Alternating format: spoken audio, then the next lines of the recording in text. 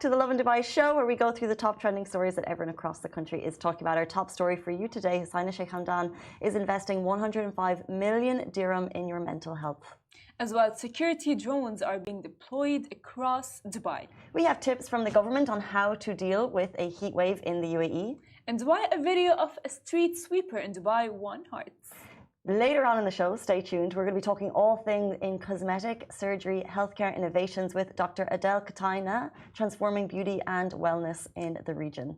It's 291 days since the genocide began in Gaza on October 7. The current death toll stands at 39,090 and the number of injured people is 90,147 and 1.9 million people have been displaced from their homes. In today's rapid weather report, you'll have noticed it's humid in some areas, probability of fog. Temperatures in Dubai expected to hit 39 degrees this afternoon. Humidity is at 77%, but this morning we don't mind because we had a great night last night. We were at awards too, and we won an award. Yay. Amazing, guys. Lovin Dubai did it again. Tell us about the award. I don't know if we did it again. It was a great night. Influencers Film Fair had the social media award. We were so grateful to accept award on behalf of the entire Lovin Dubai team for best digital brand of 2024. So big night and loads of. It was like the best influencers and content creators in the region in one room. But have you ever felt when you're just sitting there, probably like 200 or 300 people, and I could probably recognize about half of them, but I didn't know if I'd actually know them, met them. Okay, yeah, or I get follow them. It's really awkward. It is, by the way. But you know what I think? I think that because we work in the social media industry and in the media industry, you probably have seen their faces. But no, but I think because they're influencers and celebrities, we've all seen them. Yeah. So it's like, and then it's also like if they're on TikTok and I'm on Instagram, I'm like I don't even know how I know you, so I can't remember your content. But I'm like, have we met? Are you famous? Do I say hi? Do I hide? I don't know. And in some cases, you do the smile. Yeah. And then you just wait. Well, I have a strategy because these things have happened to me several times. Yeah, all the time. Literally a lot of times. Not like through events or something, but as well through university. So my strategy would be like, "Hi, how are you?" If she comes or if he comes up or anyone comes up, I'd be like, "Hi, how are you?" And I'd have a conversation with them. You do and the then fake. I would actually have, in a way, like lead them to tell me. You know what I mean? You know what's funny is I struggle with that, and I actually approached someone last night, and I could see in her eyes she didn't know who I was. So because I've met her before a couple of times, so I said, "Hey, how are you?"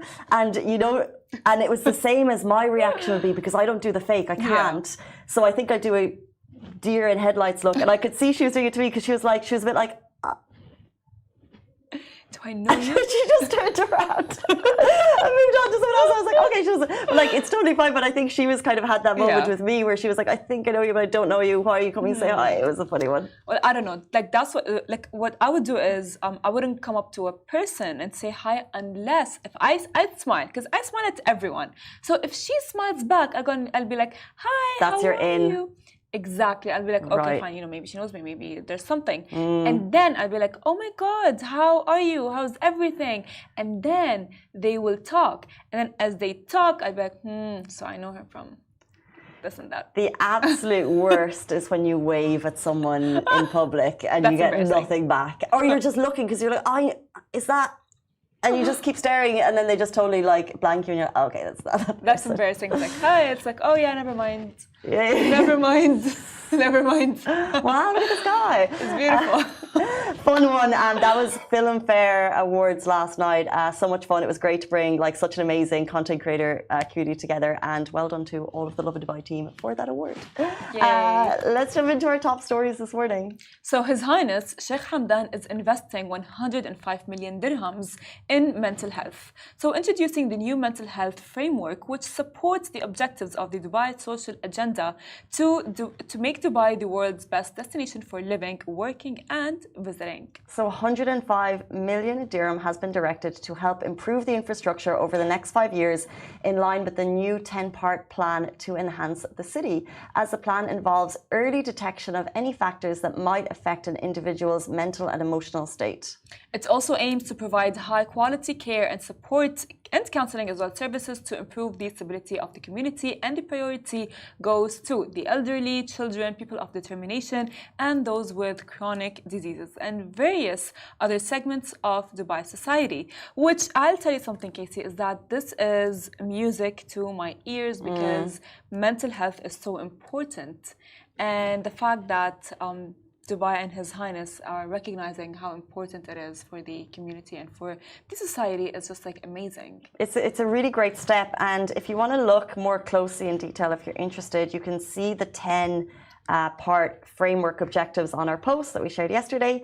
And one of the things I think is interesting is they mentioned kind of the school environment. So there will be specialized training programs for educators and even for parents to provide psychological support to students, enhance their emotional resilience and capabilities, because I think there's supporting the person, so getting someone the help that they need, but then there's the people in the supportive roles that also need training. So if you've ever been in a position where someone beside you is struggling, and you don't have the right language, you don't have the right dialogue. So not only, I think, is Dubai going to look at helping the person with comprehensive care, they're also going to look at teaching people to support others, which I just think is amazing.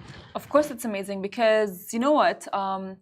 Sometimes like at schools and at like different locations, different jobs, like whatever, you can have someone who's in front of you who's struggling clearly, and you would not know what to say, and saying the wrong thing can make the situation worse, and then you will feel worse because you don't know what to do. And of course this is very important for everyone. Right.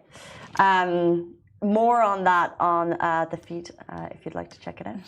Another story that got a lot of attention yesterday, security drones are being deployed across Dubai. For your safety, Dubai Police aim to use cutting-edge technology to boost safety and security by swiftly responding to emergencies. They announced the news on a social saying, please be informed, the drones you may see in your area are part of Dubai Police efforts to enhance quick responses to emergencies.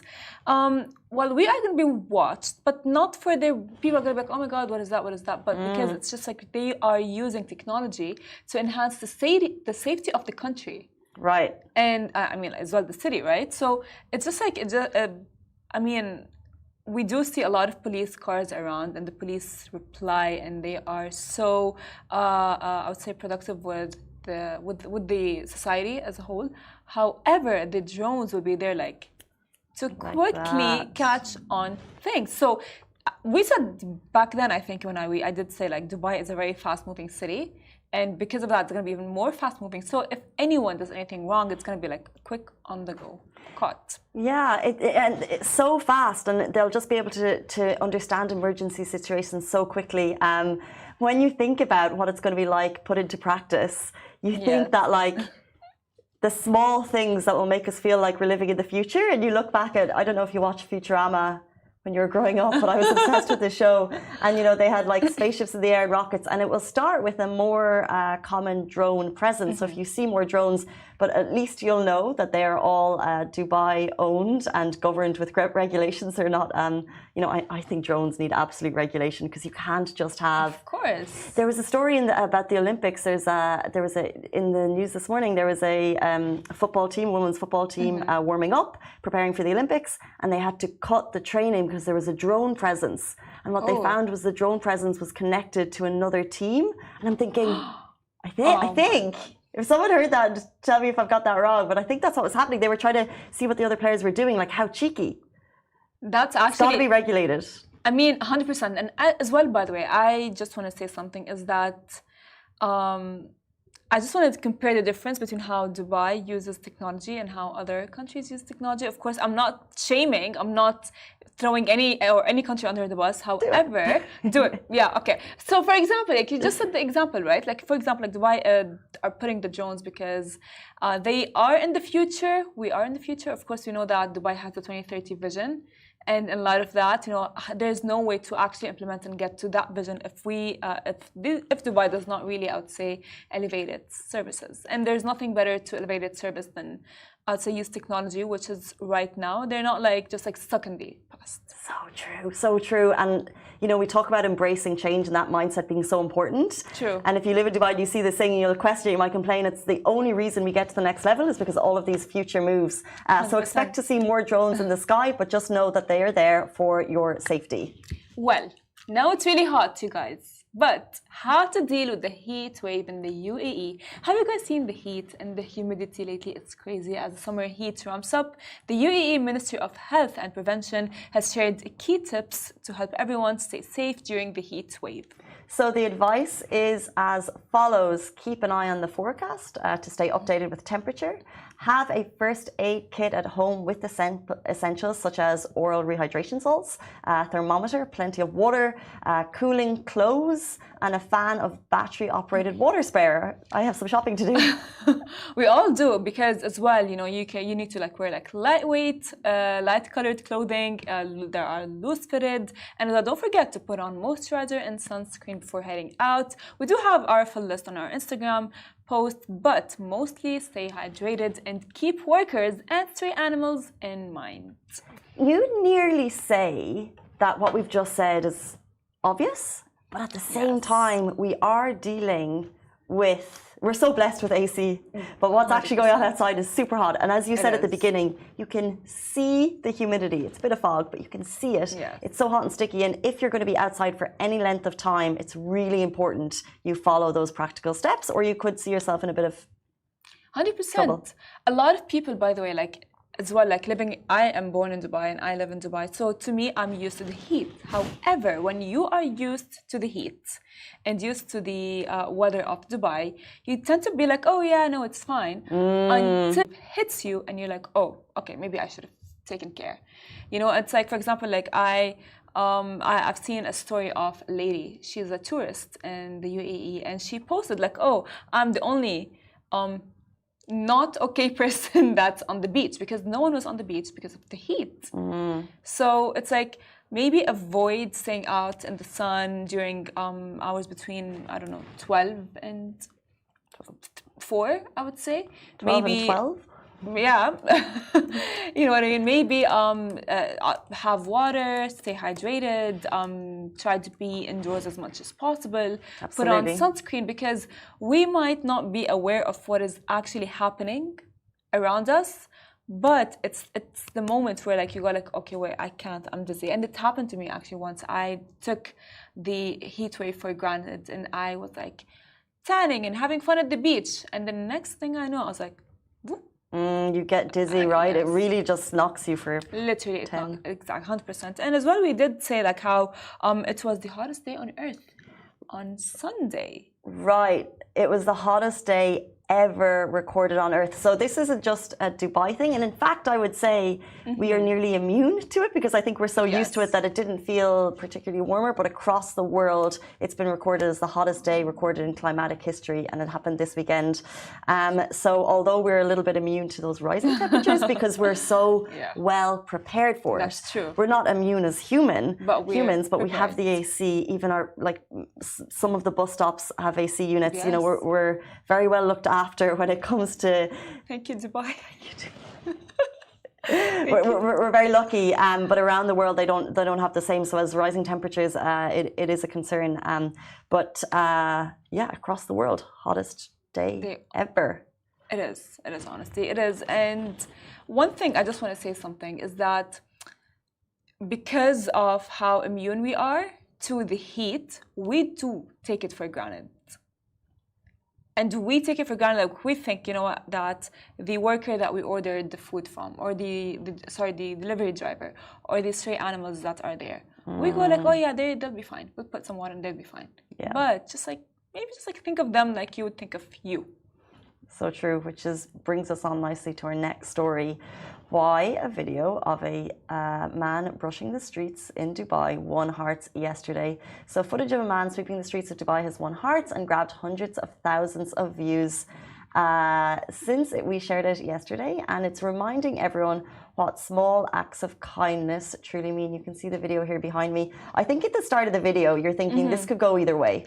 It's a teeny tiny cat on the side of the highway and the man sees the cat and you think, what's he going to do? Oh, we don't have it here. What's he going to do? And he just very quickly, kindness of his heart, picks the cat up, puts the baby on his shoulder and continues his moment. And it's just that small little thing of a human. It's just the human energy of, looking after the little baby while she's on the side of the road. So sweet. And it just shows you that, like, so many people could drive past, so many people would walk past, but his, like, small little touch was just, I think we all just felt it. We all just felt that moment of what's going to happen to this cat. He just bends down, puts it on his shoulder.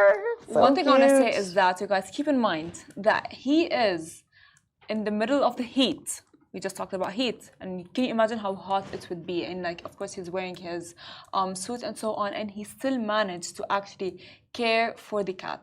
And the video in Arabic says, you would know a person how you see how he treats who cannot hurt him or even do him well. Yes. You know what I mean? And this honestly just, like, shows a lot, because he could have ignored the cat. He could have been like, yeah, whatever, I'll just continue my job. I'm sweating, it's hot, it's humid, it's this, it's all of these things.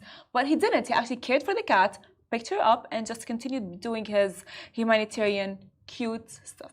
And that comment on the video trickles into all levels of society, how we treat people around us.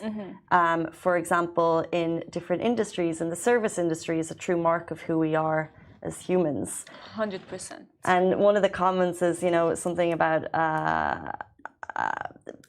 people who are very well off sometimes don't show that same level of respect to humans or animals. And it's just something to think about as we go on with our day. I think, honestly, yeah, because, like, he just shows us, you know what, it's okay, even if you are, I don't know, like, and we see this with the royal family, right? They are the royal family and they are so humble. So no matter what you do, no matter who you are, just maybe it's okay to maybe put your guard down for like a minute or a second and be kind. Kindness takes nothing. It's for free. And I totally agree with you. And I just love a comment that, like, the world is not that bad with such kind hearts around. So sometimes you see a lot of negativity that goes online. And then you see just sweet moments that make you realize that majority of people are out here for good. 8:48 on Wednesday morning, we're so excited to sit down with our next guest. We're going to be talking about the future of cosmetic surgeries in the region with Dr. Adel Kataina, who has a history of experience behind him.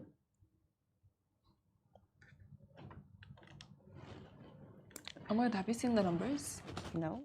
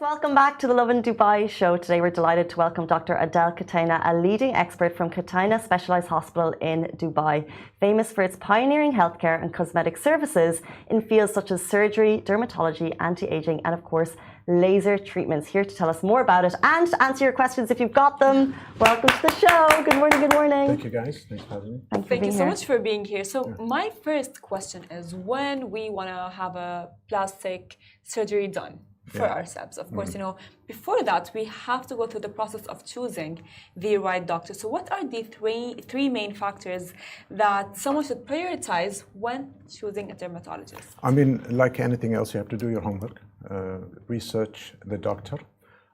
Don't totally rely on social media and any kind of advertising platform to choose your doctor.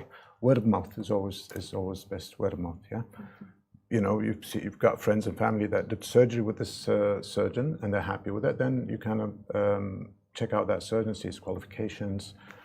What is he an expert in, I mean, not every doctor knows how to do everything, yeah?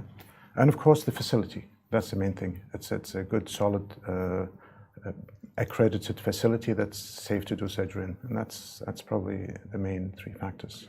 Interesting, because I think in Dubai there are many facilities, there's many hospitals. So what sets Kataina apart from others? I mean, we've been in the business a long time.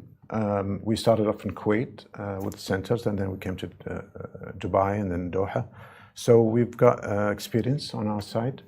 We choose the best surgeons to work in our facilities, and of course anesthesia doctors and all that. So that's what sets us. We've got experience on our side, yeah, for sure. So cosmetic surgery has been, normalized recently and talked about. Yeah. What would you say is the most popular cosmetic surgery that has been? I mean, aesthetic surgery. Okay. I mean, it's always been body contouring. Body contouring is always like the bread and butter of aesthetic plastic surgery. So it means liposuction, sculpting, fat transfer, BBLs. That's really the most popular, of course. But you've got everything across the board. Facial surgery, breast surgery, all these procedures are also very common. But always on the top of the list is liposuction. Always. Really? Yeah. Let's dive into that. So demographic-wise, so who is getting liposuction? Why are they getting it? And also, have you seen a shift in age? Is there a shift in age in the last 10 years of people getting it? Shift in gender, yeah. Age, plastic surgery, we operate on people from this 15 years of age till 80 years of age. Different kind of procedures for both categories, but the shift was mostly as in gender. Men are getting more surgeries these days, so they're. For example, the 15-year-olds? That's shocking to me. Is that an elective surgery? And how do you deal with the kind of the moral questions? This is not the usual. But you get that for orthoplasties, even at that age, you can get a rhinoplasty. Females can get rhinoplasties. This is the nose? Yeah, if it's really bad and they getting ridiculed at school and picked on, then we do these surgeries, yeah. So. If let's say a 14-year or a 15-year-old comes to the clinic and goes hey, I want to do this, would you advise, because as well fillers are very prominent right now, and not fillers, no. Everything with cosmetic and so on. So would you advise them not to? Of course, yeah. At this age, they're still psychologically not there yet, and it's mostly the parents that's pushing for that, so you gotta really look in, each case you look into it differently. So interesting. So sorry, but I was wondering about the complications that you would go through, such big procedures. Aesthetic surgery, we don't like to talk about complications. It's we deal. That's the beauty about my profession, is that we deal with healthy patients. And at the end of the day, we really thoroughly screen the patients that we operate on. At the end of the day, it's an elective procedure. You don't need it. So complications, they do happen. For the most part, it's just simple stuff, like a wound opens up a little bit, a bit of infection, a bit of a bleed. All this we can take care of, So we're trying to avoid the real serious complications by screening patients properly. Right. So that's the way it goes. What about realistic expectations? Because I feel like there's, stereotypical beauty out there, and I might come into you and I say, I want to look like Kylie Jenner. Yeah. See, I mean, she's beautiful. see, How do you deal with the realistic expectations on that? the thing is, you begin your surgical career and you're trying to perfect your craft and deliver beautiful surgical results to patients. But as you get veteran and more experienced, you start, recognizing that patients that have unrealistic expectations, and they come in many forms, basically. So it's to know when not to operate on a patient is when you become a good surgeon. Right. So if a patient walks in through the door, and you have to kind of psychologically quickly analyze them. Is this a rebound decision based on like they had a trauma in their life or a major life-changing event, and they're just kind of reacting to that? You gotta give them time. Tell them, go, think about it, and then of course they never come back, and whatever. Young patients are always problematic because they don't comprehend fully, especially males. Male young patients we worry about when they come in. Of course, and then you've got the rare things like body dysmorphic disorder and all that kind of stuff. So patients come in, unrealistic expectations. You tell them this, I cannot deliver this. I mean, I know they're gonna just go to the next clinic and have it done, but at least I've saved myself the agony of dealing with that patient later because they're never happy. So if a patient has proper expectations and are very realistic, then we do the surgery, Can you share like one of, or not most of like your challenging cases? I mean, challenging cases are usually secondaries. By secondaries, I mean botched cases from other places.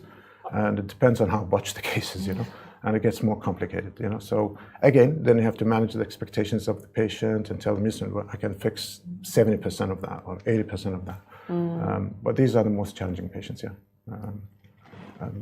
You've mentioned male surgery a little bit, and I'd just like to get your insights on what are kind of the most common male surgeries. I know it's not a surgery, but I've heard of Botox, but I haven't heard much beyond that. Stepping up the game, they want equal rights. They want. So they're not. I mean, we've been like seeing a continuous growth in male patients coming in. It's mostly for men. It's mostly body contouring again. Males that have lost a lot of weight. Especially, with the advent of all these bariatric surgeries, or Mounjaro, Ozempic, all these medications, people are losing a lot of weight, especially men. So they come for, procedures to kind of get rid of the excess skin. Male surgeries, hair transplants, rhinoplasties, man boobs. And again, liposuction is always on the top. So we've seen this Ozempic face with the falling a little bit. Is that something that you've dealt with? Yeah. I mean, that's when patients lose weight, they lose weight everywhere. The face might be the last to kind of show, but when it shows, and you talk about facelifts and stuff. Such a huge industry here, and we never dive into it. This is so interesting. 100%. And as Casey has mentioned, the Ozempic face, because Ozempic has become such a trend. So what are the future trends and emerging technologies in the plastic surgery? I mean, really, in our business, surgeries have not advanced so much. It's most of the advances are happening in the cosmetic dermatology with all their new machines and stuff like that, laser machines and stuff. In our business, we do have. The fear of the knife. It drives a industry that's a multi-billion-dollar industry, and coming up with all these machines and technologies like J-plasma, body tight, phasers, all that kind of stuff, just to kind of get that segment of patients that are worried to go under the knife, and then just kind of do it does work like 10%. That's 15%. Only 10% these are working? Yeah. They're not as effective as surgery. I have to say that, So big industry, a lot of money. Yeah, I know, a lot of money. So can you share, before you leave us, could you share one piece of advice for someone who's considering cosmetic surgery? What would you say to them? I mean, aesthetic plastic surgeries for people that just want to kind of enhance that one thing in their face or body that they don't like. At the end of the day, not to go too crazy and, like you're saying, just following anything, trends and stuff like that. Do their homework, that's for sure. Know the surgeon that they are going to operate with. Choose the proper facility, that's that's what they have to do before just kind of not just, whatever goes up on social media. That's very important. Research and being psychologically minded. That is Dr. Adel Kataina, leading healthcare specialist in the region. We really appreciate your time this morning. And he's off to surgery at 10 a.m. Yeah. What do you have at 10? Yeah, busy day. What surgeries? Mastopexy, breast lift, liposuction, and then fat transfer, BBLs. Is that 4 in a day? No, that's the one patient. Oh. Yeah, that's the first patient. One person. Yeah, so. Wow. Well, best of luck. That's incredible. 4 surgeries in one day. Guys, that brings us to the end of the show. We're back with you tomorrow morning, same time, same place. We'll see you then. Thank you, Bar. Thank you. Bye-bye.